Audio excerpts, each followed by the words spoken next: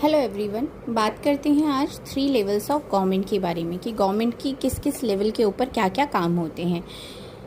इसमें फर्स्ट आपका आता है, सबसे पहले आपका आता है लोकल गवर्नमेंट, उसके बाद आपका आता है स्टेट लेवल पर स्टेट गवर्नमेंट और थर्ड पर आता है आपका सेंट्रल गवर्नमेंट जो कि आपका नेशनल लेवल पर काम करता है। अब जिस तरीके से अगर कभी आपके घर में लाइट नहीं आती है, कोई बल्ब ख़राब हो जाता है, तो आप सबसे पहले सेंट्रल गवर्नमेंट को नहीं कॉल करेंगे ना। तो सबसे पहले आप क्या करते हैं, आप बल्ब को चेक करेंगे, स्विच को चेक करेंगे, फ्यूज़ को चेक करेंगे।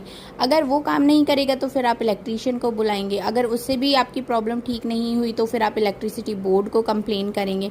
तो ये क्या होगा, ये किसी भी प्रॉब्लम को डील करने के आपके 3 लेवल्स हो गए।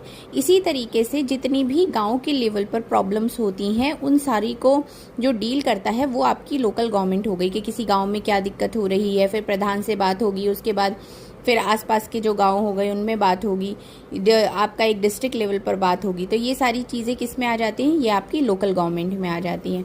वहीं अगर आप आपकी स्टेट की बात करते हैं, जैसे आपका यूपी हो गया या आपका वो हो गया, आपका एचपी हो गया, हिमाचल प्रदेश हो गया, या आपका ये पंजाब हो गया, हरियाणा हो गया, इन सब के अगर पूरे स्टेट की बात होती है, स्टेट की कोई प्रॉब्लम है तो वहाँ पर जो काम करती है वो आपकी स्टेट गवर्नमेंट करती है।